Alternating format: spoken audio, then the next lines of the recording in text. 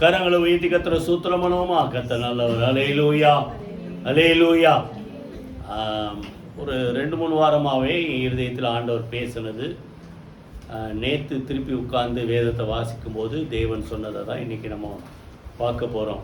முதல்ல ஒரு வசனம் வாசிங்க. தானியேல் புஸ்தகம் எடுத்துங்க. தானியேல் தீர்க்கதரிசின் புக்கு 6ஆம் அதிகாரம் கடைசி வசனம் 28வது வசனம். 1040வது பக்கம் பழைய ஏற்பாடில் 1040. தானியேல் 6:28 வாசிங்க. தருவின் ராஜ்யபார காலத்திலும் பெர்சியனாகிய கோரேசுடைய ராஜ்யபார காலத்திலும் தானியேலின் காரியம் ஜெயமாய் இருந்தது. கைகளை வைத்து கத்துற சோத்திரமானுங்க. பக்கத்துல பார்த்து சொல்லுங்க, தானியேலின் காரியம் ஜெயமாய் இருந்தது. அந்த தானியேல் யாரு? நீங்க தான் தானே? சொல்லுங்க உன் காரியம். இப்போ சொல்லுங்க. ஆமா, உன் காரியம் ஜெயமா இருக்கும். ஆமா, நல்ல காலம் பிறக்குது, நல்ல காலம் பிறக்கும். முன்னாடிலாம் இப்போலாம் யாரும் அப்படிலாம் காணும். அவங்களாம் எங்கே தான் போனாங்க, ஊருக்கு போயிட்டாங்களா தெரில. காலங்காத்தால் ஒருத்தர் வருவார் இந்த கிடுக்கிடுன்ட்டு அடிச்சுக்கிட்டு, நல்ல காலம் பிறக்குதுன்ட்டு. இங்கெல்லாம் வராங்களா? வரதில்லை, பாவம். அவங்களுக்குலாம் வேறு ஏதாவது இது ஆயிடுச்சு தெரில. அப்போது நல்லா கவனிங்க. தானியேலின் காரியம் சொல்லுங்க ஜெயமா. எல்லாருக்கும் நம்ம செய்கிற காரியம் சக்ஸஸாக முடியணும். புரியுதா? யோசேப்போடு கர்த்தர் இருந்ததால அவன் எப்படின்னு தான் சொல்லுங்க, காரிய சித்தி உள்ளவனா இருந்தான், சக்ஸஸாக இருந்தான் எங்கே போனாலும். தாவீது வாழ்க்கையில் அவனுடைய கர்த்தர் அவனோடு கூட இருந்து என்ன செய்தார்? விருத்தி அடை செய்தார். புரியுதா? அப்போது உலகத்தில் எல்லாரும் இதை தான் எதிர்பார்க்குறோம், ஜெயம், சக்ஸஸ். சொல்லுங்க, காரியம் வாய்க்க பண்ணணும். சின்ன வயசுல எங்கள் அப்பா ஒரு சின்ன கடை வச்சுருந்தார். அது ஒரு சின்ன இந்த கடை, வெத்தலவா கடை, எதிர்க்க ஒரு மளிகை கடை. அவர் கடைக்கு அடிக்கடி நான் போவேன். அப்போலாம் இப்போ தான் தரசு எடை, அப்புறம் படி தான் அளப்பாங்க. படி அளந்து தான் அந்த அரிசிலாம் விற்பார். அப்போது நான் நின்று பார்ப்பேன். முதல் படி அளந்து அந்த பையில் வாங்குறவங்க பையில் போடும்போது அவர் ஒன்றுன்னு சொல்ல மாட்டார். என்ன சொல்லுவார்? எத்தனை பேர் கேட்டிருக்கேன்? லாபம் அப்படின்னுவார். முதல் படி அளவு 1, 2 தானே நம்ம சொல்லுவோம். அவர் என்ன சொல்லுவார்? லாபம். அப்போது அவருக்கு என்ன எதிர்பார்ப்பு? எல்லாத்துலேயும் என்ன செய்யணும்? லாபம் வரணும். நிறைய பேர் எழுதி கூட வைப்பான் லாபம் அப்படின்னு. புரியுதா? அது எழுதுறதாலேயோ லாபம் சொல்கிறதாலேயோ இல்லை. புரியுதா? நம்ம வாழ்க்கை ஆண்டவருக்கு பிரியமா இருந்தா சொல்லுங்க, காரியம் சொல்லுங்க வாயை திறந்து ஜெயமா இருக்கும். உன்னுடைய வழிகள் கர்த்தருக்கு பிரியமா இருந்தா சத்ருவும் என்ன செய்வான்? சமாதானமாகும்படி வருவான். அப்போ தானியேல் பார்த்தீங்கன்னா, தானியேல் காலத்துல நம்ம இந்த பைபிளில் இந்த வாசிக்கிற வரைக்கும் முக்கியமான 4 ராஜார் தான். சிறை கைதியாக கொண்டு போகப்பட்டது எப்போ? நேபுகாத்நேச்சார் காலத்தில் சிறை கைதியாக உள்ளே போனார். 2வது, அதுக்கப்புறம் நேபுகாத்நேச்சாருக்கு அப்புறம் யார் வந்தது? அவருடைய புள்ள பெல்ஷாத்சார். அப்போ தானியேல் இருக்கார். 3வது பெல்ஷாத்சார் ஒரு நாள் ராத்திரி கொலை செய்யப்பட்டார். அவருக்கு அப்புறம் யார் வந்தது? மேதியனாகிய தரியு வந்தார். தரியுக்கு அப்புறம் பார்த்தா பெர்சியனாகிய கோரேஸ் இருந்தார். அதான் இப்போ இதில் இருக்குது. அதில் நம்ம வாசலில் இருந்ததில் கோரேசுடைய காலம் முழுவதும், தரியுடைய காலம் முழுவதும். அதுக்கு முன்னாடி 2 ராஜாக்கள், நேபுகாத்நேச்சார், அவனுடைய பிள்ளை பெல்ஷாத்சார். இப்போ 4 ராஜாக்கள் தானியேலுடைய காலத்தில் மாறினாங்க. அந்த 4 ராஜாக்கள் காலத்திலும் தானியேல் காரியம் ஜெயமா இருந்தது. அப்போ ராஜாக்கள் வந்து போறாங்க. ஆனா உயர்ந்த நிலையிலே நிலைத்திருக்கிறவர் யார் சொல்லுங்க? அது தானியேல் நிலைத்திருந்தான். காரணம், கர்த்தரவனோடு கூட இருந்தபடினாலே அவன் காரியம் சொல்லுங்க ஜெயமாய் இருந்தது. கையில வைத்து கர்த்தரை சூத்திரம் பண்ணுவோமா? அடுத்து நீங்க பாத்தீங்கன்னா ஒரு சில வசனத்தை நீங்க எசேக்கியேல் புக்கை நீங்க படிச்சீங்கன்னா எனக்கு ரொம்ப ஆச்சரியமா இருக்கும். 3 பேர் ஆண்டவர் பாராட்டுறார். துன்மார்க்கன் துன்மார்க்கமா வாழ்ந்தா அவன் துன்மார்க்கத்துல சாவான். நீதிமானா வாழ்ந்தா அவன் நீதியில பிழைப்பான் போட்டுட்டு. புரியுதா? அப்போ 3 பேர் சொல்றாரு. எசேக்கியேல் 14ஆம் அதிகாரம் 14ஆம் வசனம் நீங்க எடுத்து படிச்சு பாருங்க. அங்க சொல்றாரு, நோவா, யோபு, தானியேல். இந்த 3 நீதிமான்கள் அங்க இருந்தா கூட அந்த 3 நீதிமான்கள் தங்கள் நீதியினாலே அவங்க ஆத்மாவை தான் தப்புவிப்பாங்களே தவிர வேற யாருடைய ஆத்மாவை என்ன செய்ய முடியாது, தப்புவிக்க முடியாது. அதே வார்த்தை திருப்பி 20ஆம் வசனத்தில் இருக்கும். எசேக்கியேல் 14 அதிகாரம் 20ஆம் வசனம் பாருங்க. தானியேல் காலத்துக்கு அப்புறம் வந்தது தான் எசேக்கியேல். புக்கெல்லாம் முன்ன பின்ன இருக்கும். இந்த புக்கை வச்சு நம்ம இதன் காலத்தை என்ன செய்ய முடியாது, அந்த பீரியட்ஸை கணக்கு பண்ணணும். நெகேமியா, எஸ்ரா நெகேமியா தான் கடைசி, ஆனால் அது முன்னாடியே வந்துடும் புக்கு. அப்போது தானியேலுக்கு அப்புறம் அந்த எசேக்கியேல் வாழ்ந்த காலத்தில் ஆண்டவர் எழுதுறாரு, 3 நீதிமான எழுதுறாரு. யார் யாரு? நோவா, யோபு, 3 ஆண்டவர் பாராட்டணும். இல்லை, நோவா தன் காலத்தில் இருந்தவர்களுக்குள்ள எப்படி தான் நீதிமானாக இருந்தான். யோபை பற்றி ஆண்டவரை சேலஞ்ச் பண்றாரு. என் தாசனாகி யோபின் மேல் கவனம் வைத்தாயோ, உத்தமனும் சன்மார்க்கனும் பொல்லாப்புக்கு தேவனுக்கு பயந்து பொல்லாப்புக்கு விலகுற அவனை போல பூமியில ஒரு ஆள் இல்லைன்ட்டார். உங்க பேரை சொன்னா எப்படி இருக்கும் இல்ல? உன்னை போல ஒரு ஆள் இல்லைன்ட்டார். அடுத்தது இங்க சொல்றாரு தானியேல். தேவன் பாராட்டின மனிதர்ல அந்த நல்ல லிஸ்ட்ல இருக்கிறது யார் சொல்லுங்க? தானியேல். அப்போ புதிய ஏற்பாடுல கூட தானியேல் தீர்க்கதரிசி சொன்னதை வாசித்து பாருங்கன்றார். பாழாக்க அருவரைப்பு குறித்து தானியேல் சொல்லி இருக்கிறாரு ஆண்டவராக இயேசு சொல்றார் மத்தேயு 24 அதிகாரத்தில். அப்போ நல்லா கவனிங்க, எல்லாமே தேவனால் பாராட்டப்பட்ட ஒரு மனிதனுடைய வாழ்க்கை தானியேலுடைய வாழ்க்கை. அவன் காரியம் சொல்லுங்க, ராஜாக்கள் மாறிக்கிட்டே இருக்கிறாங்க, ஆனா அவனுடைய காரியம் சொல்லுங்க வாய் எத்தனை பேர் புரியுதா? ஜெயமாய் இருந்தது. அப்போ இன்னைக்கு நம்ம என்ன பார்க்க போறோம்? ஒரு தானியேல் எல்லாத்திலும் சக்சஸா இருந்த மாதிரி உங்க வாழ்க்கை ஜெயமா இருக்கணும்.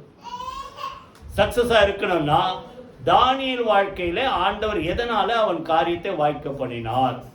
நான் ஏற்கனவே சொன்ன யோசேப்பெல்லாம் பார்த்தா கர்த்தர் கூட இருந்தபடினால் காரிய சித்தி உள்ளவனாய். இப்ப தானியேல் வாழ்க்கையில என்ன பார்க்க போறோம்? புரியுதா? எதனால அவன் காரியம் ஜெயமா இருந்தா? அதே 6ஆம் அதிகாரத்துல ஒரு 2 காரியம் பார்ப்போம், மற்றதை வெளியே பார்ப்போம்.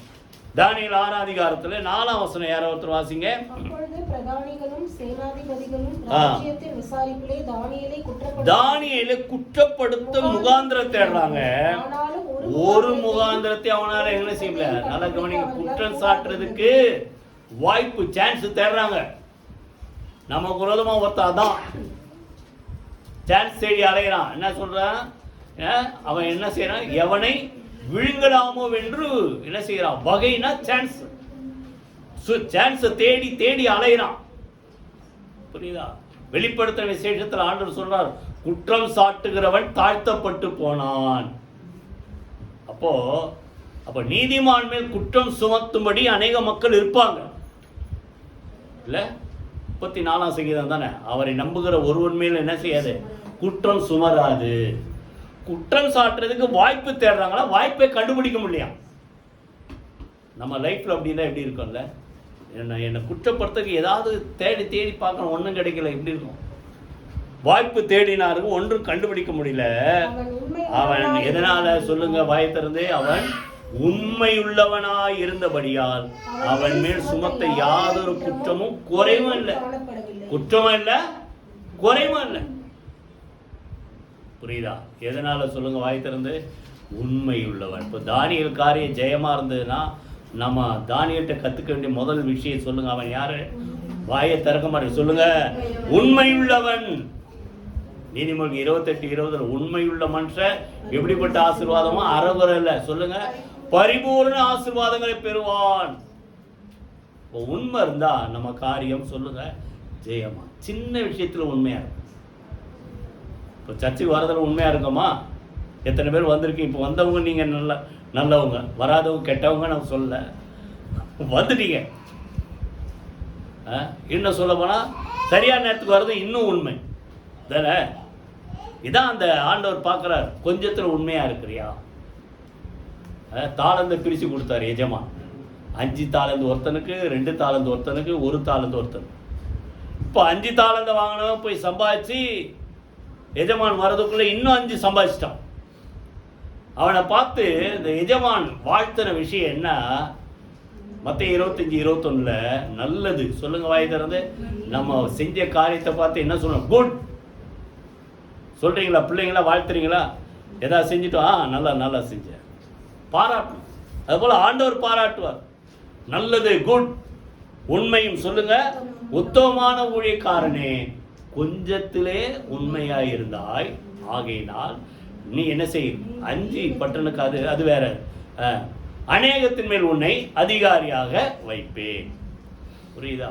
உன் எஜமானுடைய சந்தோஷத்துக்குள் பிரவேசி. கைகளை வேதி கர்த்தருக்கு ஸ்தோத்திரம். அப்போ நல்லா கவனிங்க, சின்ன விஷயத்துல நம்ம உண்மையாக இருந்தால் பெரிய விஷயத்தில் உண்மையாக.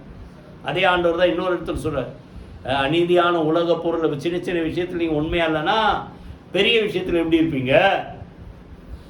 நல்லா கவனிங்க, சின்னதோ பெருசோ உண்மையாக இருந்தால் வாயத்தன்னு சொல்லுங்க, நம்முடைய காரியம் சொல்லுங்க ஜெயமாய் இருந்தது. தானியேல் காரியம் போல அவன் பாருங்க, குற்றம் சாட்ட முகாந்திரமே கண்டுபிடிக்க முடியலன்னா இப்போ அவங்களுக்கு வாய்ப்பு, கடைசி வாய்ப்பு, இவனை குற்றம் சாட்டுறதுக்கு ஒரு சட்டம் போடலாம் அப்படின்ட்டு புதுசாக ஒரு சட்டம் போடலாம். வேத விஷயத்தில் வேணா அவனுடைய வழக்கு என்ன, நான் ஏற்கனவே இப்போ சங்கீதம் படிக்கும்போது சொன்னேன், தினந்தோறும் என்ன செய்வான், 3 வேளை தேவனை நோக்கி தவறாமல் ஜெபம் பண்ணுவான். இப்போ இதில் அவனை மாட்டி வைக்கலான்ட்டு ஒரு புதுசாக சட்டம் போடலாம். 1ஆம் வசனத்துலேருந்து 6ஆம் வசனம் வரைக்கும் நீங்கள் சுருக்கமாக படிச்சுப்பாரு. என்ன சட்டம்? இனிமேல் இந்த உங்கள் தேசத்தில் இருக்கிற 127 தேசத்தை ஆண்டார் அவர். புரியுதா? அந்த 127 தேசத்தில் இருக்கிற மக்கள் யாராக இருந்தாலும் யாரை பார்த்தா ஜெபம் பண்ணணும், அந்த ராஜாவாகிய தரியு பார்த்து தான் ஜெபம் பண்ணணும். வேற எந்த மனிதனையும் எந்த தெய்வத்தையும் நோக்கி என்ன செய்யக்கூடாது, ஜெபம் பண்ணக்கூடாது. அப்படி மீறி அவன் ஜெபம் பண்ணா அவனை கொண்டு போய் எங்கே போடணும், சிங்க குகையில், சிங்க கெபியில் போய் போடணும் அப்படின்ட்டு சட்டம் போட்டு சட்டத்தை முத்திர போட்டான். இப்போ நல்லா கவனிங்க, அவன் உண்மையுள்ளவனாய் இருந்தபடியினால் அந்த சிங்கம் அவனை சேதப்படுத்தாதபடிக்கு கர்த்தர் அவனை காத்தார். கைகளை வீதி கர்த்தர் சூத்திரம் பண்ணுவோமா? அப்போ நல்லா கவனிங்க, எந்த விஷயத்தில் உங்களை குற்றப்படுத்துறதுக்கு வாய்ப்பு தேடுவான், ஆனால் அவங்களுக்கு என்ன கொடுக்கூடாது சொல்லுங்க, அந்த வாய்ப்பு நீங்கள் கொடுக்காதீங்க. உண்மையுள்ளவனாக இருந்தால் கர்த்தர் உயர்த்துவார். அது அப்படிதான், அவன் உண்மையுள்ளவனாக இருந்ததால் தான் 127 தேசாதிபதிகள், அப்படித்தானே போடுது, 127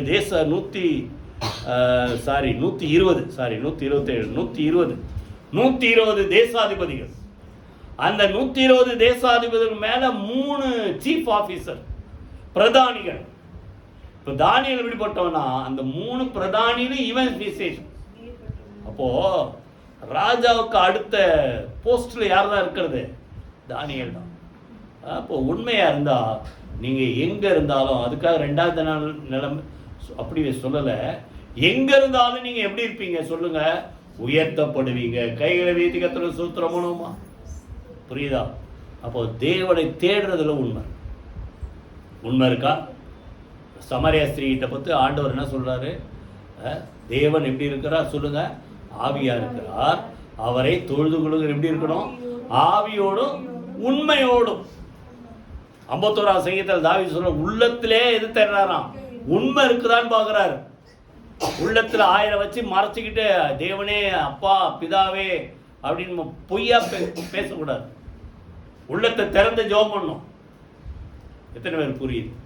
மனசுல உள்ளத்துல உண்மை இருக்குதான்னு பார்க்குறாரு ஆண்டவர். செய்கையில உண்மை இருக்குதா, வேலையில உண்மை இருக்குதா? இருந்தா தானியேலை போல நீங்க எங்க இருந்தாலும் உயர்த்தப்படுவீங்க. கைகளை வைத்து கர்த்தரை சூத்திரம். இந்த ஜெபத்துல உண்மை இருக்கணும், அப்படித்தானே? தம்மை நோக்கி கூப்பிடுகிற யாவருக்கும் அதுல ஒரு வார்த்தை சேர்க்கிறார். என்னது? சும்மா கூப்பிடாத, எப்படி? உண்மையாய் தம்மை நோக்கி கூப்பிடுகிற யாவருக்கும் கர்த்தர் சொல்லுங்க சமீபமாய் இருக்கிறார். முதல்ல சொல்லுங்க அவனுடைய அந்த ஜெயத்துக்கு காரணம், சக்சஸுக்கு காரணம் வாய்ப்பு சொல்லுங்க, உண்மையுள்ளவன். 2வது அதே 6ஆம் அதிகாரத்தில் இன்னொரு வசனம் வாசிங்க, 20வது வசனம். ராஜா துயர சத்தமாய் தானியேலை கூப்பிட்டு, தானியேலே, ஜீவனுள்ள தேவனுடைய தாசனே, நீ இடைவிடாமல் ஆராதிக்கிற உன் தேவன் உன்னை சிங்கங்களுக்கு தப்புவிக்க வல்லவராய் இருந்தாரா என்று தானியேலை கேட்டான். அவனுக்கு தண்டனை கொடுத்தது யார் தான்? இந்த ராஜா தான். கையெழுத்து போட்டார். சரி, ஒன்றும் பண்ண முடியாது. அவன் அப்படி பண்ணானா, சரி போடுங்கப்பா, கல்லுக்கு முத்திரை வச்சிட்டான். உள்ளே போட்டு அவனை அடைச்சி கல் வச்சு முத்திரை போட்டான். ராத்திரி முடிச்சு தூங்கலையே. அது அந்த இந்த சம்பவத்தெல்லாம் நீங்கள் படிச்சு பாருங்க. 13 நீங்கள் படித்து பார்த்தீங்கன்னா அவன் வந்து குற்றம் சாட்டுறான். தினமும் 3 வேளையும் என்ன பண்ணுறான், எருசலேமுக்கு நேராக ஜன்னலை திறந்து வச்சு அவன் என்ன செய்யறான், தேவனை நோக்கி ஜெபம் பண்ண. ஏன் எருசலேமுக்கு நேராக ஜெபம் பண்ணோம் சொல்லுங்க? அங்க சாலமோனுடைய ஜெபம் தான். இந்த ஆலயத்தை நோக்கி யாராவது விண்ணப்பம் பண்ணினால், புரியுதா, பூமியில எங்க இருந்து கூப்பிட்டாலும் பரலோகத்தில் இருக்க நீங்க அவங்களுக்கு பதில். அதனால தான் அவன் என்ன செய்யறான், ஜன்னலை எதுக்கு நேராக திறக்கிறான், எருசலேமுக்கு நேராக ஜன்னலை திறந்து வைத்து கர்த்தரை நோக்கி 3 வேளை தினந்தோறும் ஜெபமான. இப்போ அதுக்காக உங்களுக்கு ஏதாவது தெரியுமா, எருசலேம் எந்த திசையில், அதெல்லாம் இல்லை. இப்போ அப்படி இல்லை, தேவன் எங்கும் இருக்கிறார். அன்னைக்கு அப்படி இருந்தது. தேவன் ஆவியா இருக்கிறான்னா உங்க வீட்டுக்குள்ள, உங்க ரூம்குள்ளே இருக்கிறார், உங்க கூடவே இருக்கிறார். இன்னும் சொல்ல போனா உள்ளவே இருக்கிறார். அதனால அன்னைக்கு அவன் உங்களுடைய வழக்கம் அந்த ஜன்னலை திறந்து வச்சு அப்படின்னு அர்த்தம், அந்த மாய்மாலம் பண்ணல. அதுல ஒரு உண்மை, ராஜா கட்டளை யாரை பார்த்து என்ன செய்யக்கூடாது, ஜெபம் பண்ணக்கூடாது. ஆனால் நான் என் தேவனை நோக்கி டெய்லி ஜெபம் பண்ணுறேன் பாரு அப்படின்ட்டு கதவை திறந்து வச்சு தினந்தோறும் ஜெபம் பண்ணுறேன். புரியுதா? அப்போது இவங்க வந்து பார்த்தாங்க.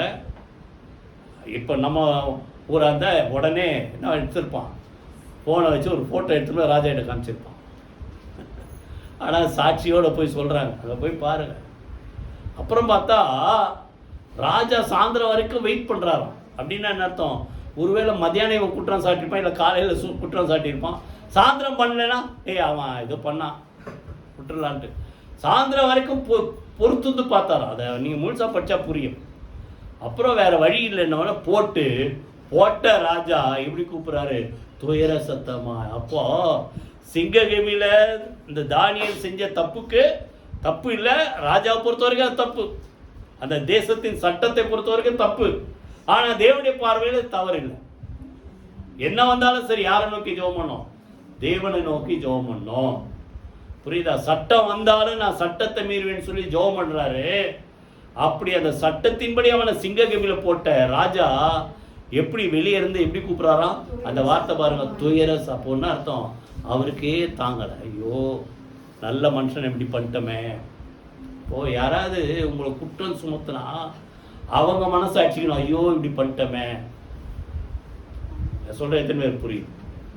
ஆமா, எல்லாத்துக்கும் மேல அந்த ராஜா சொல்றாரு, நீ சேர்ந்து வாசிங்க, நீ இடைவிடாமல் ஆராதிக்கிற உன் தேவன் உன்னை தப்புவிக்க வல்லவராய் இருந்தாரா.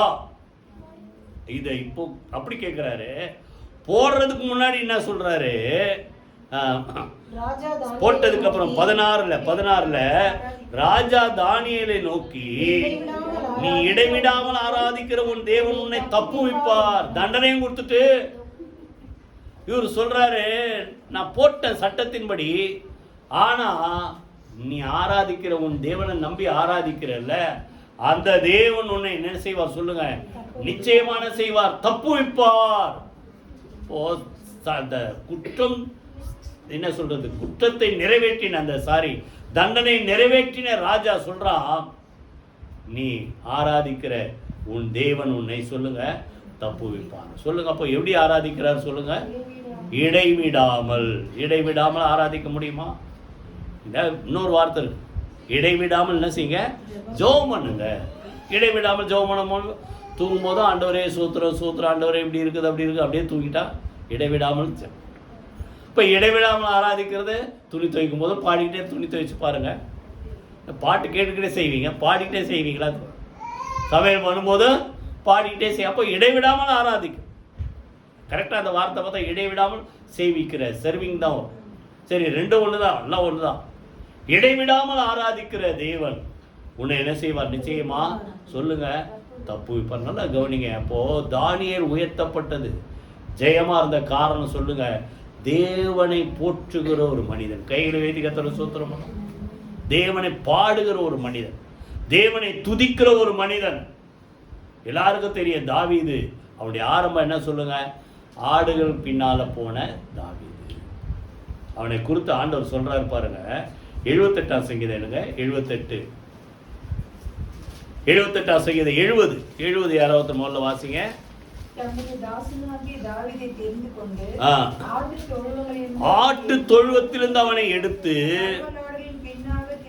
ஆடுகள் பின்னால போன அவனை சுதந்திரத்தை மேய்ப்பதற்காக அழைத்து வந்தார். இவன் அவர்களை தன் இருதயத்தின் உண்மையின்படியே மேய்த்து தன் கைகள் திறமையினாலே அவர்களை. அப்போ நல்லா ஆடு பின்னால போன ஒரு தாவீத கர்த்தர் என்னவா மாத்தினார் சொல்லுங்க, வாயத்திர சொல்லுங்களேன். ராஜாவா மாற்றினார். கைகளை வைத்து கர்த்தர் சூத்திரம். இதை தான் அவர் எழுதுறார். இது அவரை பற்றி எழுதப்பட்டது. இப்போ அவர் என்ன எழுதுறார்? ஒரு வார்த்தை வாசிங்க. 2 சாமுவேல் 23:1. 2 சாமுவேல் 23:1 யாராவது வாசிங்க. தாவீதுடைய கடைசி வார்த்தைகள் நல்லா கவனிங்க. மேன்மையாய் உயர்த்தப்பட்டு. இப்போ தாவீது எப்படி உயர்த்தப்பட்டார்? ஆடு பின்னால் இருந்தவரை மேன்மையா கர்த்தர் என்ன மாத்தி உயர்த்திட்டார்? ராஜாவா உயர்த்திட்டார். மேன்மையா உயர்த்தப்பட்டு யாக்கோபுடைய தேவனால் அபிஷேகம் பெற்று இஸ்ரவேலின் சங்கீதங்களை சொல்லுங்க இன்பமாய் பாடின ஈசாயின் குமாரனாக தாவீது. அந்த தாவீதுக்கு அடைமொழி எப்படி சொல்றாங்க? எப்படிப்பட்டவன் சொல்லுங்க? மேன்மையா உயர்த்தப்பட்ட மனுஷன். 2வது இஸ்ரவேலின் சங்கீதத்தை எப்படி பாடினா சொல்லுங்க, வாயத்திலிருந்து. இந்த சங்கீதம் பாடிக்கும் போது எத்தனை பேர் இருந்தீங்க? லேட்டா வந்தேன் இல்லை நிறைய பேர். சங்கீதத்தை டெய்லி படிங்க, டெய்லி பாடுங்க. அதான் என்ன சொல்லுவோம். இஸ்ரவேலி சங்கீதங்கள் எப்படி பாடினாராம் சொல்லுங்க? வாயை திறக்க மாட்டேங்க. இன்பமா பாடின தாவீது. அப்ப இஸ்ரவேலின் தேவனை இன்பமா உயர்த்துகிற மக்கள் எப்படி உயர்த்தப்படுவாங்க? அங்க சொல்லப்பட்டது மேன்மையாய் உயர்த்தப்படுவார்கள். கைகளை வைத்து கர்த்தரை சூத்திரம். ஃபாதர் நல்ல ஒரு பாட்டு பாடினார். ஆராதனை வீரனுக்கு என்னது? ப்ரமோஷன் நிச்சயம். இல்லை, கர்த்தரை ஆராதித்து கொண்டே இருங்க, கர்த்தரை பாடிக்கொண்டே இருங்க, துதித்து கொண்டே இருங்க. உங்கள் வாழ்க்கையில கர்த்தர் எல்லாவற்றையும் எப்படி சொல்லுங்க? ஜெயமாய் நடத்துவார். இது தானியேல் அவரை பற்றி. அதே தானியேல் புக்கில் இன்னும் ஒரு 3 பேர் பற்றி இருக்கும். நாங்கள் இடைவிடாமல் ஆராதிக்கிற எங்கள் தேவன் எங்களை என்ன செய்வார்? அந்த ராஜாவின் கைக்கு மாத்திரமல்ல, இது என்னது? அக்கினி சூளைக்கு என்னை தப்புவிப்பார். சாத்ராக் மேஷாக் ஆபேத்நேகோ அப்படின்ட்டு ராஜாவுக்கு முன்னாடி நேபுகாத்நேச்சார் முன்னாடி. அங்கே பார்த்தா தரியு ராஜா, அதுக்கு முன்னாடி இந்த நேபுகாத்நேச்சார் பொற்சிலையை பண்ணி என்ன பண்ணிட்டாங்க? இந்த பொற்சிலையை தவிர வேற எதையும் வணங்கக்கூடாது அப்படின்னு சட்டம் போட்ட உடனே நாங்கள் பொற்சிலையெல்லாம் வணங்க மாட்டோம், எதையுமே என்ன என்று வேறு தேவர்கள் உனக்கு உண்டாயிருக்க வேணாம், வேற எதையும் என்ன செய்ய உண்டாக்க வேணாம், நமஸ்கரிக்கவும் வேணாம், இன்னும் சொல்லப்போனால் அந்த பேரை சொல்ல வேணாம். ஏன்னா எங்கள் ஆண்டவர் எங்களுக்கு அவரை தான் ஆராதிக்கணும் சொல்லியிருக்கிறார். தவிர நீ பொண்ணுல செஞ்சாலும் சரி, வேற எதில் செஞ்சாலும் சரி, நாங்கள் என்ன செய்ய மாட்டோம், ஆராதிக்க மாட்டோம்னு 7 மடங்கு சூடாக்க சொல்கிறோம். அது 3ஆம் அதிகாரம் எடுத்து அப்புறம் படிச்சுப்பாரு. 7 மடங்கு சூடாக்கினாலும் அப்போ சொல்கிறாரு, நீ என்ன பண்ணாலும் சரி, நாங்கள் ஆராதிக்கிற தேவன் எங்களை தப்புவிப்பார். 16ல் 17ஆம் வசனத்தில் தப்புவியாமல் போனாலும், சூளைக்குள்ள விழுந்து சுட்டெரித்து சாம்பலாக்கப்பட்டாலும் ஒருபோது நாங்கள் என்ன செய்ய மாட்டோம், அந்நிய தேவனை நோக்கி என்ன செய்ய மாட்டோம், கூப்பிட மாட்டோம், பொற்சிலை என்ன செய்ய மாட்டோம், வழங்க மாட்டோம். நின்னாங்க பாருங்க, அவங்க வைராக்கியம், தேவனை தான் ஆராதிப்போம். அந்த வைராக்கியத்தை பார்த்து அக்கினி நெருப்புக்குள்ள சூளைக்குள்ள தூக்கி போனவங்கள சுட்டெரிச்சு போட்டதா உள்ள விழுந்த இந்த 3 பேரை கர்த்தர் காப்பாற்றினார். தேவனே உள்ள என்ன செய்தாராம், அவர்களை காப்பாற்றினார். கைகளை வீதி கர்த்தர் சூத்திரமான முதல்ல உண்மை உள்ளவன் சொல்லுங்க, 2வது இடைவிடாமல் தேவனை ஆராதிக்கிறவன், 3வது தானியேல் 9ஆம் அதிகாரம் 23ஆம் வசனம். யாராவது வாசிங்க, தானியேல் 9ஆம் அதிகாரம் 20 வாசிங்க. தானியேலை பார்த்து ஆண்டவர் தேவ தூதனை அனுப்பி சொல்றாரு 9ஆம் அதிகாரம் 23ல, தானியேலே நீ மிகவும் பிரியமானவன் ஆதலால் நீ வேண்டிக் கொள்ள தொடங்கின போதே கட்டளை வெளிப்பட்டது, நான் அதை அறிவிக்க வந்தேன். கைகளை வைத்து கர்த்தரை ஸ்தோத்திரம். 3வது தானியேலின் காரியம் ஜெயமா இருக்கணும்னா சொல்லுங்க, நாம ஏற்கனவே சொன்னேன் 143:10, உமக்கு பிரியமானதை செய்ய என்ன செய்ய எனக்கு போதித்தார். இப்படி நல்ல ஆவி என்னை செம்மையான வழியிலே நடத்துவாராக. அப்ப நல்லா கவனி, நமக்கு பிரியமானது நிறைய இருக்கும். ஆனா அது இல்லை உட்கார்ந்து ஆராய்ச்சி ஜெபம் பண்ணி ஆண்டவர் உங்களுக்கு பிரியமானது எனக்கு கத்துத்தாங்க. புரியுதா? அவருக்கு பிரியமானதை நம்ம செஞ்சா அவர் நம்மளை பார்த்து என்னன்னு கூப்பிடுவார் சொல்லுங்க? பிரியமானவனே. தானியேலே உங்க பேரை சொல்லணும். உங்க பேரை சொல்லி உங்களை பேரை சொல்லி என்ன சொல்லணும்? நீ ரொம்ப பிரியமானவன், நீ ரொம்ப பிரியமானவ. புரியுதா? அதனால அப்ப பிரியமானவனா இருந்தா அங்க என்ன சொல்றாரு? வேண்டிக் கொள்ள. அதான சக்சஸ். சக்சஸ்னு அர்த்தம் நான் கேட்கிற ஜபத்துக்கு ஆண்டவர் பதில் கொடுக்கணும். புரியுதா? அப்போ இந்த தானியேல் தேவனுக்கு பிரியமா இருந்தபடியினால் சொல்லுங்க, நீ வேண்டிக் கொள்ள தொடங்கின போதே கட்டளை வெளிப்பட்டது. அதை அறிவிப்பதற்கு நான் புறப்பட்டு வந்தேன். ஆனால் இடையில ஒரு 21 நாள் கொஞ்சம் ஒரு போராட்டம் இருந்தது. ஆனாலும் கர்த்தர் அவனுக்கு பதில் கொடுத்தார். கையில் வீதி கர்த்தர் சூத்திரப்போ நல்லா கவனிங்க. நம்ம வாழ்க்கை தேவனுக்கு, நம்ம வழி தேவனுக்கு, நம்ம பேச்சு தேவனுக்கு பிரியமா இருந்தா நீங்க ஜெபம் பண்றதுக்கு முன்னாடியே கர்த்தர் பதில் கொடுப்பா. அதான் ஏசாயால சொல்றாரு, அவர்கள் கூப்பிடுவதற்கு முன்பாக அவர்களுக்கு பதில் கொடுப்பேன். என்ன சொல்றாரு? பேசும்போதே கேட்பேன்றார். புரியுதா? நம்ம வாழ்க்கை சொல்லுங்க, வாயை திறந்து சக்சஸா இருக்கணும். நான் 1 3வது சொல்லுங்க, நம்முடைய வழிகள் சொல்லுங்க தேவனுக்கு பிரியமா. ஆண்டவர் இயேசு சொல்றாரு, என் பிதாவுக்கு 8ஆம் அதிகாரம் யாராவது எடுத்து வாசிங்க. யோவான் 8ஆம் அதிகாரம் 29ஆம் வசனம் யாராவது வாசிங்க. யோவான் 8:29. என்னை அனுப்பின பிதா என்னோடு கூட இருக்கிறார். நல்லா கவனிங்க, பிதாவுக்கு பிரியமான இல்லை நான் எப்போது இல்லை. இது அநேகருடைய வாழ்க்கையில் எப்பாவது ஆண்டவர் பிரியமான செய்வோம், எப்பாவது நமக்கு பிரியமான செஞ்சிடும். அப்படி இல்லை, பிதாவுக்கு பிரியமானது சேர்ந்து சொல்லுங்க வாய் திறந்து.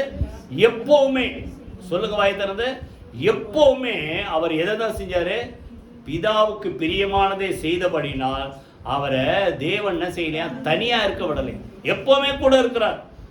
ஓ, எல்லாருக்கும் எப்போ ஜெபம் கேட்கப்படணும். காரணம், எப்போ தேவன் கூட இருக்கணும். எப்போ தேவன் கூட இருக்கணும்னா சொல்லுங்க வழி. இப்பதானே படித்தோம். எப்பவுமே யாருக்கு பிரியமான செய்யணும்? தேவனுக்கு பிரியமானதை நம்ம எப்போ செஞ்சா எப்பவுமே தேவன் சொல்லுங்க நம்ம கூடவே இருப்பார். நாம் ஜெபிப்பதற்கு முன்பாக கர்த்தர் என்ன செய்வார் சொல்லுங்க? பதில் கொடுப்பார். கைகளை வைத்து கர்த்தர் சோத்திரம் பண்ணுவோமா? புரியுதா? மனுஷனுக்கு பிரியமா இருக்குது நிறைய வழி இருக்கு. செம்மையா தான் செம்மையான்னு இருக்கும். ஆனா நம்ம என்ன செய்யணும்? நமக்கு பிரியமானதல்ல. ஒரு வசனம் வாசிங்க, பிலிப்பியர் 4ஆம் அதிகாரம் 8 9 2 வசனம் வாசிங்க. பிலிப்பியர் 4ஆம் அதிகாரம் 8ஆம் வசனம் 9ஆம் வசனம் வாசிங்க.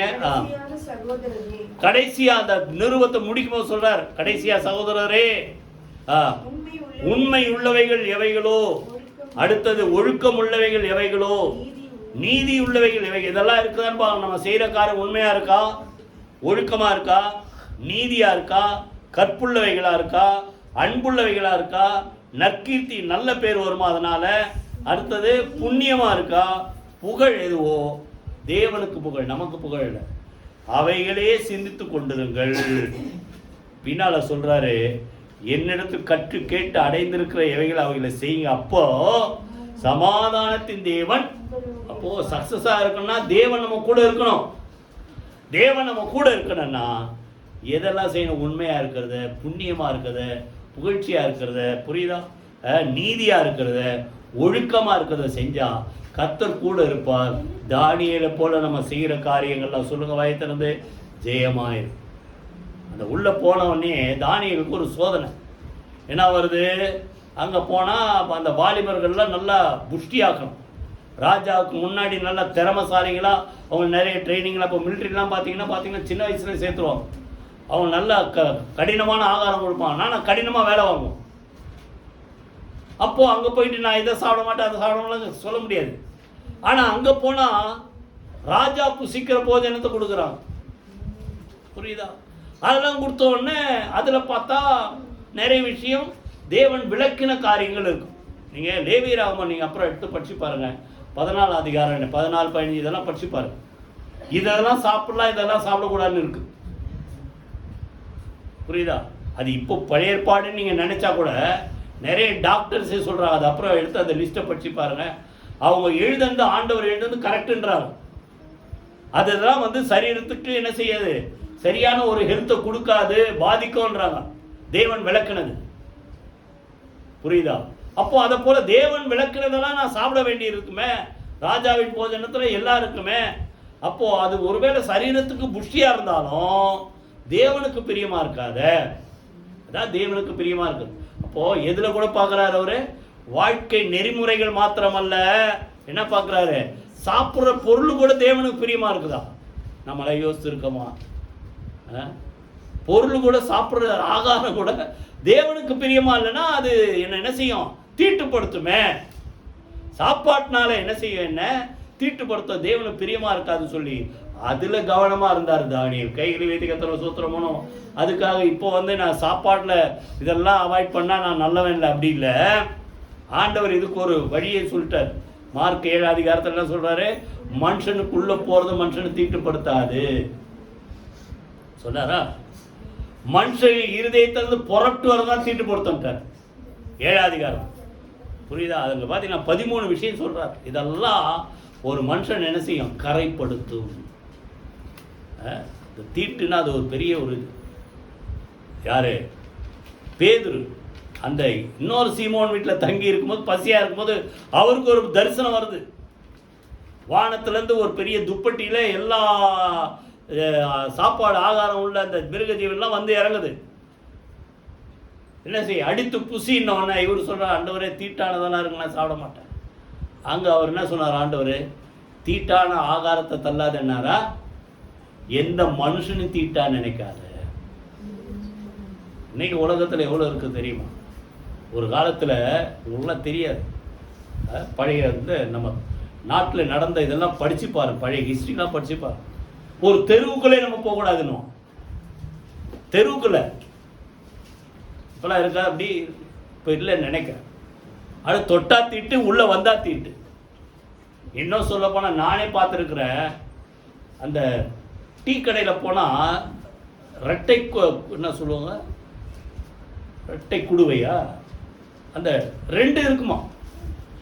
ஒருத்தவங்க வந்தா வேற டம்ளர், இன்னொருத்தவங்க வந்தா வேற. புரியுதா? நார்த் இந்தியா நாங்கள் ஒரு தடவை போகும்போது பார்த்தா எதில் கொடுக்குறான், மண்ணில் கொடுக்குறான். டீ டீ நல்லா இருக்கும், ஆனால் கொடுத்தது வகை சரி. அங்கே வச்சிருக்கான் டம்ளர். கேட்டோம் என்ன ஏன்னா, அது வந்து பெரிய ஆளுங்களுக்கு, இதெல்லாம் சாதாரண ஆளுங்க. புரிஞ்சிங்க? நல்லா கவனிங்க. அப்போது ஒரு காலத்தில் சமுதாயத்தில் தீட்டா எண்ணப்பட்டது ஒரு குரூப், ஒரு மக்களை. ஆனால் இன்னைக்கு ஆண்டவர் யாரும் என்ன செய்யல, தீட்டா நினைக்கல. எதை தான் தீட்டுன்றாரு, நம்ம செய்கிற செய்கைகள், நம்ம பேசுகிற பேச்சு, வாயிலிருந்து புறப்படுறது, இருதயத்திலேருந்து புறப்படுறது. நம்ம சாப்பிட்ற ஆகாரம் தீட்டுப்படுத்தாது. புரியுதா? அப்போ இவர் தானியேல் அதுலேயும் ஜாக்கிரதையாக இருந்திருக்கிறார். தேவனுக்கு பிரியமில்லாத நான் என்ன செய்ய மாட்டேன், சாப்பிட மாட்டேன். அதனால தான் அதிலெல்லாம் அப்படி உண்மையாக இருந்ததால தான் தானியேல் காரியம் சொல்லுங்க, தேவனுக்கு பிரியமா வாழ்ந்தபடினால சொல்லுங்க, தானியேல் காரியம் ஜெயமாக இருந்தது. 4வது ரொம்ப சீக்கிரம் முடிச்சிடுறேன், நேரம் இல்லாத. அதே தானியேல் 2 அதிகாரம் 30, யாராவது வாசிங்க. தானியேல் 2 அதிகாரம் 30ஆம் வசனம். உயிரோடு இருக்கிற எல்லாரை பார்க்கிலும் எனக்கு அதிக ஞானம் உண்டென்பதினாலே. அந்த நேபுகாத்நேச்சாருக்கு ஒரு கனவு வருது. கனவு வந்தோன்னா அர்த்தத்தை சொல்றதுக்கு யாரால கூப்பிடுறாங்க, யாராலும் சொல்ல முடியல. புரியுதா? அப்போ உடனே இந்த தானியேல் ஜெபம் பண்ணி அவனும் தோழர்களும் சேர்ந்து 4 பேர் சேர்ந்து ஜெபம் பண்ணாலும் ராத்திரி சொப்பனத்தில் அந்த சொப்பனத்துக்கு ராஜாவுடைய கனவுக்கு அர்த்தம் வருது. அப்போ அவர் என்ன சொல்றாரு 30ஆம் வசனத்தில், இங்க இந்த பாபிலோன் தேசத்தில் இருக்க எல்லாரோட நான் பெரிய ஞானின்றதால இல்லை, எல்லாரும் பார்க்க எனக்கு அதிக ஞானம் உண்டு என்பதனாலே அல்ல. அர்த்தம் ராஜாவுக்கு தெரிய வரவும் உடைய இருதயத்தின் நினைவுகளை நீர் அறியவும் இந்த மறைபொருள் எனக்கு வெளியாக்கப்பட்டது. தானியேலுக்கு விசேஷித்த ஆவி ஆண்டவர் கொடுத்துள்ளார். யோசேப்புக்கும் இருந்தது. ஆவியை பெற்ற இந்த புருஷனை போல யாராவது இருக்கிறாங்களா அப்படின்ட்டு யாரு கேட்டாராம்? பார்வோன் கேட்கிறான். இப்போ யோசேப்புக்கு ஒரு என்னது, ஒரு ஆவின் அபிஷேகம், கனவுக்கு அர்த்தம் சொல்றது. இப்போ தானியேலுக்கு இந்த ராஜா என்ன பண்ணிட்டாரு, முதல்ல கனவுக்கு அர்த்தம் தெரியாம முடிச்சாரு. இவனுக்கு வந்து ஏதாவது பொய் பித்தலாட்டம் பண்ணலான்ட்டு கனவை சொல்லுங்க அர்த்தம் சொல்றேன்டான். அப்போ இவர் புரிஞ்சிச்சு, இவங்க நான் ஏதாவது கனவு அர்த்தம் சொன்னோன்னா இவன் பொய்யா ஏதாவது சொல்லுவா அர்த்தத்தன்ட்டு, நீ முதல்ல நான் பார்த்த கனவு நீ சொல்லு. இது எப்படிங்க முடியும்? ஓ, நீங்கள் யாராவது ஒரு இது இப்படி எனக்கு ஒரு கனவு வந்தது, இதுக்கு என்ன அர்த்தம் சொல்லுங்கன்னா, நானா ஏதோ ஜோகம் பண்ணி முடிஞ்சா ஆண்டவர் எனக்கு சொன்னாதான், அது கூட சும்மாலாம் சொல்ல முடியாது, அப்போதான் சொல்ல முடியும். நீங்கள் வந்து பாஸ்டர் நான் ஒரு கனவு கண்டேன், அந்த கனவை நீங்கள் சொல்லுங்க பார்க்கலாம்னா இது எப்படி இருக்கும்? அதான் நேபுகாத்நேச்சர் சொல்றாரு, கனவையும் சொல்லு அர்த்தத்தையும் சொல்லு. அப்போ தானியேலுக்குள்ள எவ்வளவு விசேஷமான ஆவின் அபிஷேகம் இருந்தா, கனவையும் சொல்றாரு சொல்லுங்க, அடுத்தது அர்த்தத்தையும் சொல்லி, இப்படிதான் கனவு கண்ட. அப்ப சொல்லிட்டு இவனுக்கு ரொம்ப விசேஷமான ஒரு அபிஷேகம் இருக்குது. ஆனா சொல்றாரு தன்னை தாழ்த்தி, பயத்தில் சொல்லுங்க, தன்னை தாழ்த்தி. அங்க இருக்கிறவங்க எல்லாரோட எனக்கு ஸ்பெஷலா ஏதாவது கிஃப்ட் இருக்குதுன்றதல்ல, இருக்குது, ஆனா அதை பெருசா காட்டல. விசேஷமா ஞானம் எனக்கு இருக்கிறதுனால அல்ல, ராஜாவுக்கு அர்த்தம் என்ன செய்யணும், தெரியப்படுத்தணும். அதனாலதான் தேவன் எனக்கு அந்த சொப்பனத்தை வெளிப்படுத்தினார், சொப்பனத்துக்கு உண்டான அர்த்தத்தையும் சொல்லுங்க வெளிப்படுத்தினார். கையில வீதி கத்திர சூத்திரமனோமா. அப்ப நல்லா கவனிங்க, தானியேல் உயர்த்தப்பட்டது காரணம் சொல்லுங்க, அவனுக்குள்ள 1000 வல்லமை திறமை என்ன சொல்ல போனா புரியுதா, அந்த ஞானம் ஆவியின் அபிஷேகம் எல்லாம் இருந்தாலும் தன்னை தாழ்த்து சொல்லுங்க. தேவனுக்கு முன்பாக என்ன செய்யுங்க, உங்களை தாழ்த்துங்கள், அப்பொழுது தேவன் உங்களை என்ன செய்வார், உயர்த்துவார். லூக்கா 18 அதிகாரத்தில் ஆண்டவர் சொல்றாரு, தன்னைத்தான் உயர்த்துகிறவன் எவனும் தாழ்த்தப்படுவான், தன்னைத்தான் தாழ்த்துகிறவன் எவனும் சொல்லுங்க உயர்த்தப்படுவான். புரியுதா? அப்ப நல்லா கவனிங்க, நீங்க உங்களை தாழ்த்தனா கர்த்தர் உங்களை என்ன செய்வார், உயர்த்துவார். இன்னைக்கு காலையில், இன்னைக்கு 11 தேதி, நீதிமொழிகள் 11 அதிகாரம் 2ஆம் வசனம். யாராவது வாசிங்க, நீதிமொழிகள் 11:2.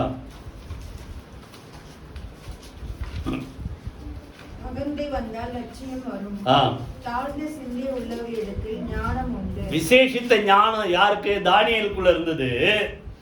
ஆண்டவர் என்ன சொல்றாரு, யாருக்கு ஞானம் விசேஷ ஞானம் தருவாராம், தாழ்ந்த சொல்லுங்க வாயை திறந்து, தாழ்ந்த சிந்தை உள்ளவர்களுக்கு தான் என்ன வருமா ஞானம். மேட்டிமை இருந்தா ஒரு நாளும் வராது. புரியுதா? அப்போ இவருக்கு கனவையும் சொல்றாரு, அடுத்தது கனவுக்குண்டான அர்த்தத்தையும் சொன்ன உடனே அந்த ராஜா என்ன பண்றான், சாஷ்டாங்கமா விழுந்து என்ன செய்தான், அவனை ஆராதிக்க ஆரம்பிச்சு. கடைசியில் அங்க பாத்தீங்கன்னா அங்க தானியேல் என்ன பண்றான், தன்னுடைய தோழர்களை இவங்க எல்லாம் சேர்ந்து தான் நாங்கள் ஜெபம் பண்ணுவோம். நம்மளா இருந்தால் என்ன பண்ணுவோம், கொடுக்குறதெல்லாம் வாங்கிட்டு வந்துக்கினே இருப்போம் இல்லை. ஆனால் இவர் என்ன சொல்கிறாரு, இந்த சொப்பனத்துக்கு அர்த்தத்துக்காக ஜெபம் பண்ணோம், எனக்கு தான் ஆண்டவர் வெளிப்படுத்தினாரு.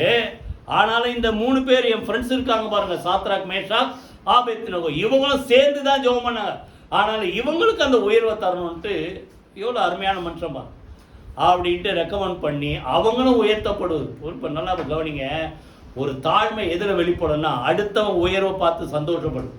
அது இருக்கா பாருங்க, முதல்ல அடுத்தவன் உயர்வை பார்த்து சந்தோஷம். இவன் உயர்த்தப்படுவது பெருசு இல்லை, இவங்களும் இதுக்கு காரணம் அப்படின்ட்டு அவங்களும் உயர்த்தப்படுவதற்கு ராஜா கிட்ட என்ன பண்றாரு சொல்லுங்க, ரெக்கமெண்ட் பண்றாரு. இதை விட பெருசு விஷயம் என்னன்னா, இவ்வளோ சொல்லி வான் பண்ணி சிலையை பார்த்த தலை கோல்டா இருந்தது, அப்புறம் வெள்ளி, அப்புறம் என்னது, அப்புறம் அந்த வெண்கலம், அப்புறம் பார்த்தா இரும்பு, அப்புறம் இரும்பும் களிமண்.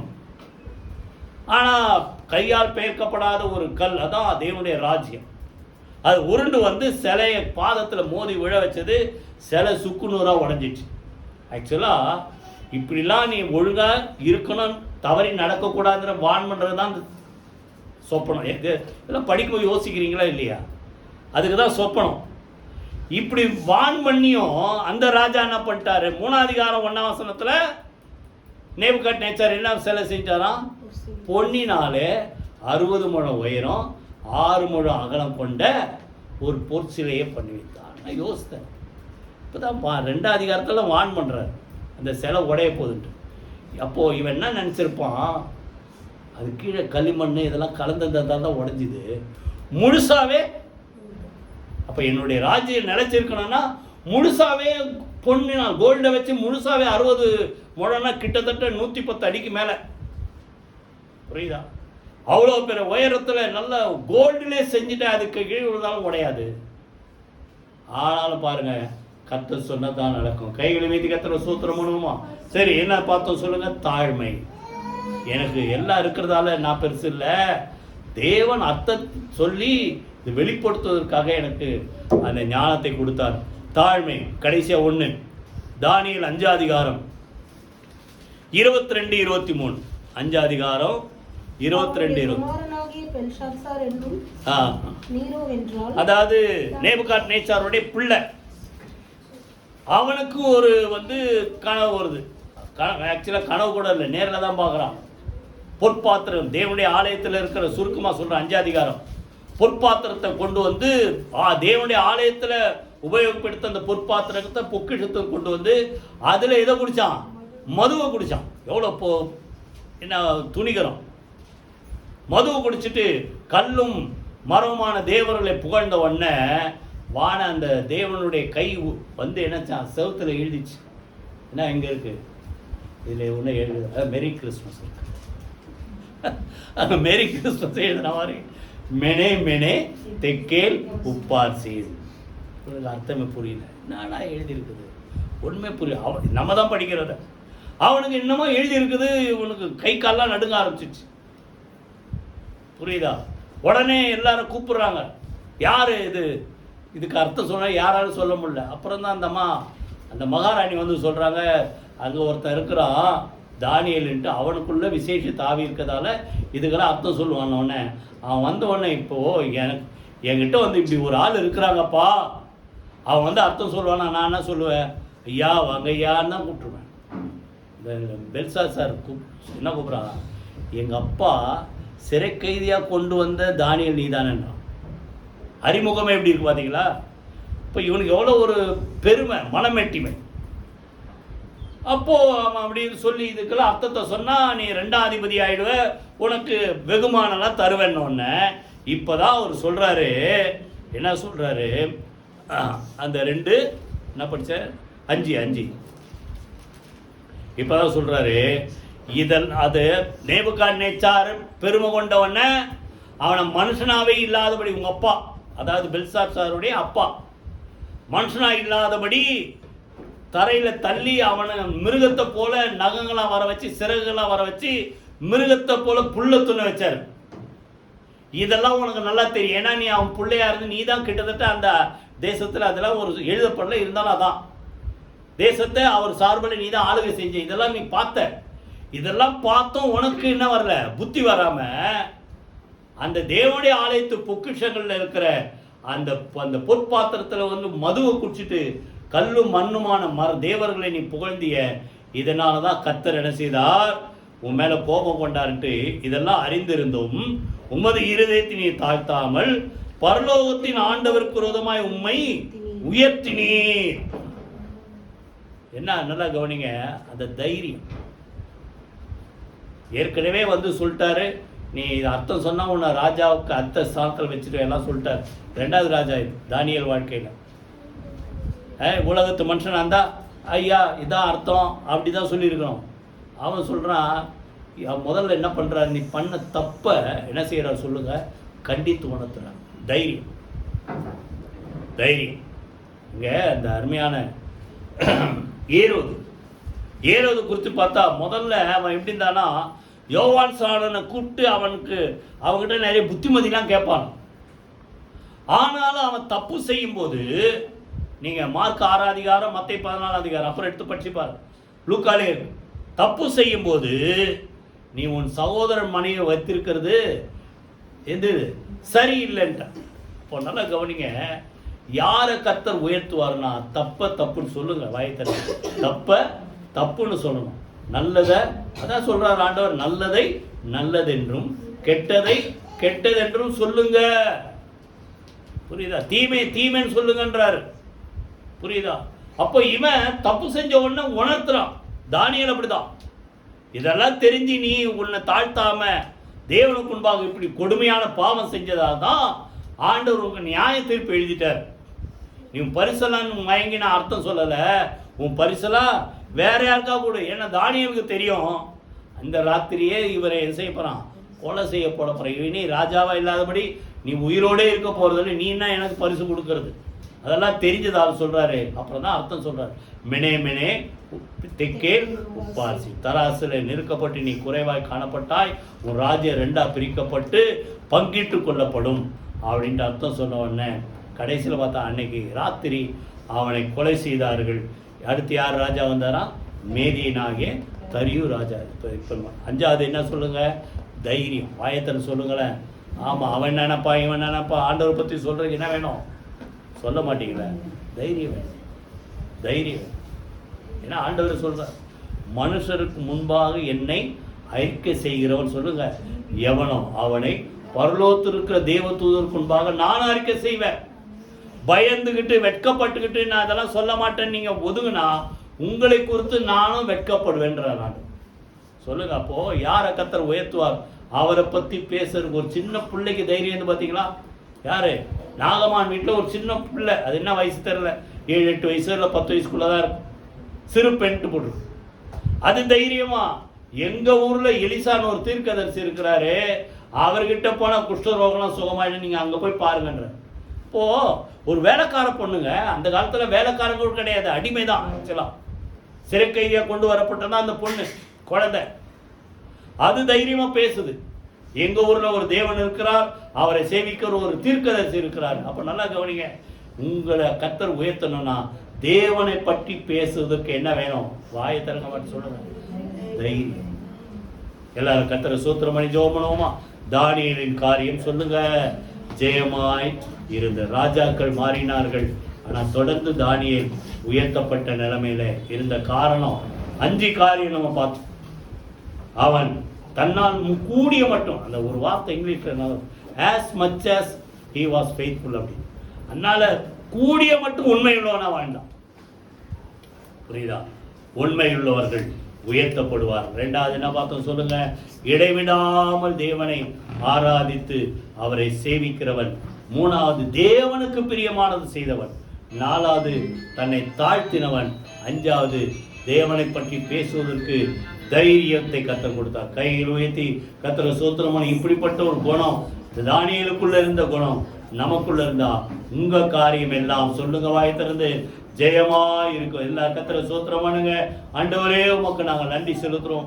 தானியேலின் காரியம் ஜெயமாய் இருந்தது போல ஆண்டவரே இன்றைக்கு வந்திருக்கும் பிள்ளைகள் ஒவ்வொருடைய காரியத்தில் கையிட்டு செய்கிற எல்லா காரியங்கள், செய்கிற எல்லா முயற்சிகள் கர்த்தர் காரிய சித்தவர்களாக ஆண்டவரை எல்லாவற்றையும் ஜெயமாய் கர்த்தர் நடத்துவீராக.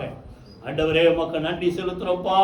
ஒரு தானியேலை போல உண்மையுள்ளவர்களாய் இருக்க, இடைவிடாமலுமே ஆராதிக்கிற மக்களாய் இருக்க, ஆண்டவர் உம்மை பற்றி பேசுவதற்கு தைரியம் உள்ளவர்களாய் இருக்க, மனத்தாழ்மையை நடந்து கொள்ள கர்த்தர் அனுக்கிரகம் செய்வீராக. ஒவ்வொரு குடும்பத்தை கர்த்தர் இந்த வரப்போகிற நாட்கள்ல என்னென்ன காரியங்கள், வேலை காரியங்கள், குடும்ப காரியங்கள், படிப்பு காரியங்கள், ஒவ்வொரு காரியத்தை கர்த்தர் ஜெயமாய் நடத்துவீராக.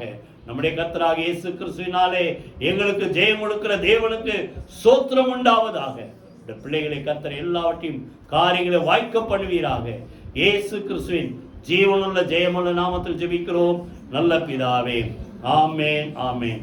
நம்முடைய கர்த்தராகிய இயேசு கிறிஸ்துவின் கிருபையும் பிதாவாகிய தேவனுடைய அன்பும் பரிசுத்த ஆவியானவருடைய அன்யோன்ய ஐக்கியமும் நம் அனைவரோடு சகல பரிசுத்த அனைவரோடும் ஆண்டவராகிய இயேசு கிறிஸ்து வருகப்பட்டு இருப்பதாக.